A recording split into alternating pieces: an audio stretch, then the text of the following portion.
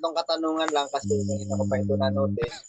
Tungkol ito unang katanungan patungkol po kay San Pedro, tungkol doon kanina sa infallibility dahil hindi natapos yung isyong yon. Ang sabi mo kasi, merong kasalanang nagawa si San Pedro, pero pinapaliwanag yung infallibility ay patungkol sa kasalanan sa pananampalataya o pagkakamali sa pananampalataya. Ang question ko po, nagkamali ba si San Pedro sa pananampalataya after the resurrection of Jesus? Yan, pakisagot ba? Yes po. Nagkamali. Nagkamali siya sa pananampalataya, Hindi Brother ko Romel. matukoy yung exact hindi ko matukoy yung exact passage, pero si Pedro si Pablo yung nagalit. Nasa Acts ata yun. If I'm not mistaken, nasa Acts yun. Pinagalitan ni sa sulat mismo ni kung hindi ako mali, nasa sulat ni Pablo or nasa Acts. Pinagalitan niya. Wait lang, Brother Eugene. Ang laman doon is pinagalitan niya si Pedro because nagtago siya, umalis siya dahil dumating ang mga Gentiles na mga Christians dahil natakot siya na mapahiya. Brother Eugene, hindi yan ang tanong ni Brother Romel. Ang tanong ni Brother Romel, pagkatapos ng resurrection, nagkamali ba sa pananampalataya si Apostol Pedro? Nagkamali ba sa pananampalataya si Apostol Pedro? Yun ang tanong niya. Nagkamali o hindi? Yun yung nagkamali sa faith, di ba? Faith. Brother Romel. May connected pa rin yun sa faith ng yung ginawa ni Pedro. Brother Romel, nagkamali daw sa pananampalataya. Bro Jando, klaruhin lang natin, Bro Jando. Ibig mong sabihin, Brother Eugene, yung si San Pedro may pananampalataya doon sa mga Hudiyo na sinasabi mo? yung belief kasi ng Jew. Baka di mo naunawaan, bro, yung tanong ni Bro Romel. Yun lang. Tanong ni Bro Romel. Ito na lang. Brother Romel, ang sagot niya, nagkamali sa pananampalataya sa Apostol Pedro. Yan ang sagot ni Eugene. With due respect po, mari pong si Bro Wendy lang Tapos sa si Brother Romel, si Brother Romel naman. Para clear. Sige, Brother Romel, go ahead. Okay, sige. Pahayaan ko yung tanong na yan dahil sasagutin ko lang sa isang rebuttal video. Ito na lang. Number 2, question. Gumamit ka kanina ng history. Tanong ko sa'yo, ano ba yung mas pinapaniwalaan? Nawala, Brother Romel, nawala. Ano yung kanya mas pinaniniwalaan? Ano yun? History o Bible? Sa'yo, Brother Eugene. Ano daw ang mas pinaniniwalaan mo? History o Bible? Hindi ba obvious? Bible. Kasi Bible yun daw. naman talaga ang basehan natin sa paniniwala natin, di ba? Bible. Okay, thank you. So, last question para hindi tayo magtagal. Sabi mo kanina, nanggaling sa Apostoles ang Katoliko. Confirm ko lang, tama ba yung sinabi mo? Ano po? Sinabi ni Brother Romel na sinabi mo raw kanina na nanggaling ang Katoliko sa mga Apostoles. Kina-confirm niya kung totoo ba yung sinabi mo kanina o hindi. Sorry, sasagot ko kanina is namali ako nung sa statement ko. May mali ako dun. Sige, clarify ko. Dahil mali pala yung statement niya, saan nanggaling ang Katoliko kung hindi sa Apostoles? Yun. Saan daw galing ang Katoliko kung hindi sa Apostoles? Maybe sa mga kuan. The word is maybe. So maybe sa mga Christians na na-convert or yung mga Christians na convert to believe in Christ. Doon siguro nanggaling yun. Pero kung sasabihin natin specific, wala akong may sagot dyan. Okay, salamat. So naniniwala ka kapatid sa John chapter 8 verse 32 that truth will set you free? Kapatid? Opo. Okay, thank you. So, sa sinabi mo maybe, sabihin pala, sinagot mo ako sa hindi katotohanan? Hindi ko sabing hindi katotohanan.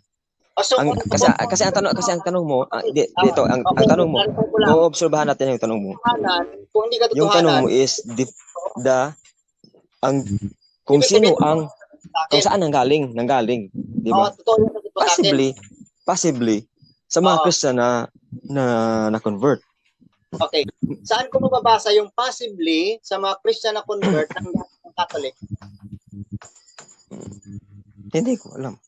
Kaya nga sinabi ko, possibly. Hindi ko alam. O kaya nga, sabi mo kasi totoo yung sinasabi mo. Saan ko ngayon mababasa para malaman kung totoo yan? No, ganito yun. Wala na akong dahil na ako. Mababasa para Hindi malaman. na kasi yan sa Bible eh. Wala na siya sa Bible. Hindi ko na siya masagot.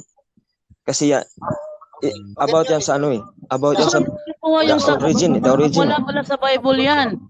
Kung hindi mo masagot, wag ka nang dumugtong kasi wala ka namang sagot. Bro, saan mo kinukuha yung sagot mo kung wala pala sa Bible yung mga sinasagot mo? Wala akong sinabing yung sinasagot ko. Yung sinishare ko mo is hindi sa Bible.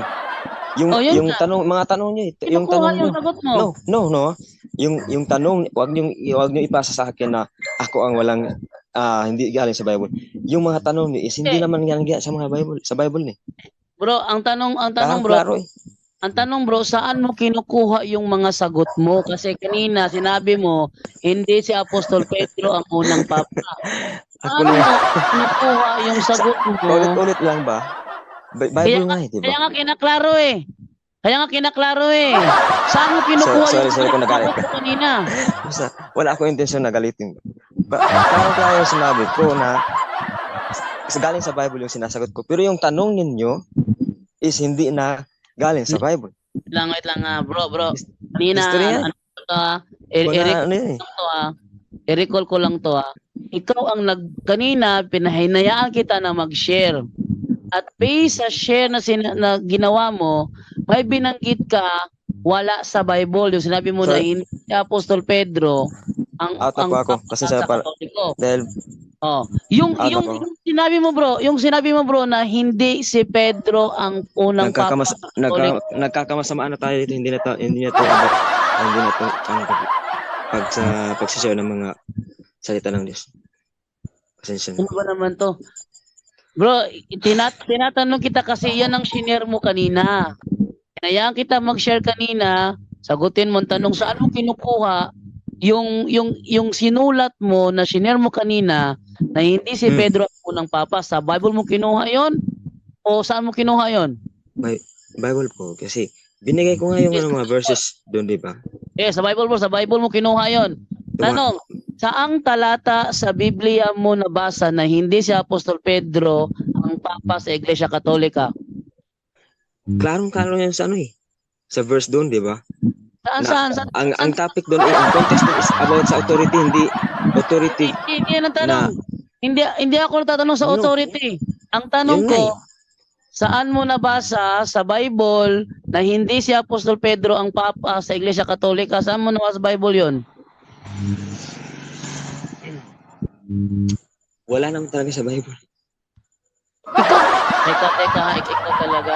Kanina nag-share Yung ka. tanong mo eh, saan mo mababasa na si San Pedro ang Santo Papa? Di ba yun yung tanong mo? I-recall ko pakinggan mabuti ang tanong ko, i-recall ko. Napakalino naman ang Hindi, klaro eh. Kanina, hinayaan kita mag-share. Nang mag-share ka kanina, sinabi mo, sa share mo, hindi si Apostol Pedro ang papa ng Iglesia Katolika.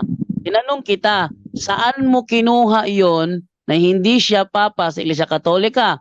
Ang sabi mo naman, sa Bible mo kinuha. So ang follow-up question, saan sa Biblia mo nabasa na hindi si Pedro ang papa sa Iglesia Katolika dahil sabi mo sa Bible mo kinuha? Sige, saang talata yun bro na hindi si Pedro ang papa sa Iglesia Katolika? Pasensya na, hindi ko na po yan sasagutin yung tanong mo kasi hindi na po healthy yung ano natin din. Ay, hindi temas, shinare mo yan kanina. Kaya ka tinatanong kasi shinare mo yan. Let us examine ourselves para walang masamaan dito. Walang Sana bro, before ka nag-share, siniguro mo sana na lahat ng i-share mo nasa Bible. Yun naman talaga yun. Ba yun? Nasa Bible. Wala sa Bible na hindi si Pedro ang unang papa eh. Kaya ka nga hinahanapan ng referensya kasi wala sa Bible yun. Pero ginigit mo ngayon, sa Bible mo kinuha. Yan, napakita talata, wala kang may pakita. So at least, napatunayan na yung mga Yung tanong mo kasi, kanina, klaro ng mga tanong mo eh. Ha? Paano ko sagutin eh? Yung mga tanong mo is, klarong-klaro na parang masama na yung loob niyo sa akin. Anong masama? Bro, ikaw ang nag-share na. Turas, tanungin kita doon. Ikaw ang nag-share nun. Alam nga, pabayaan ko yun.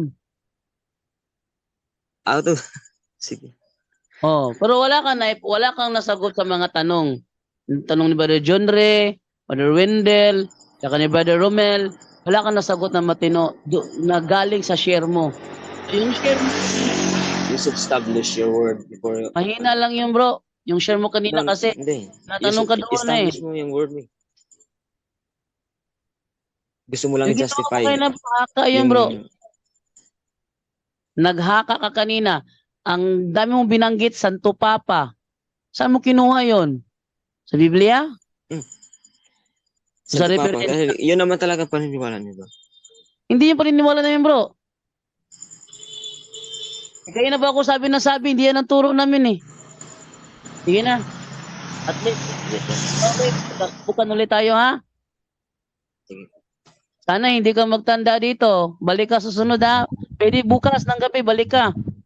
Okay sa'yo yun? Okay po. Okay, thank you. Bigyan. To make his message known is our responsibility.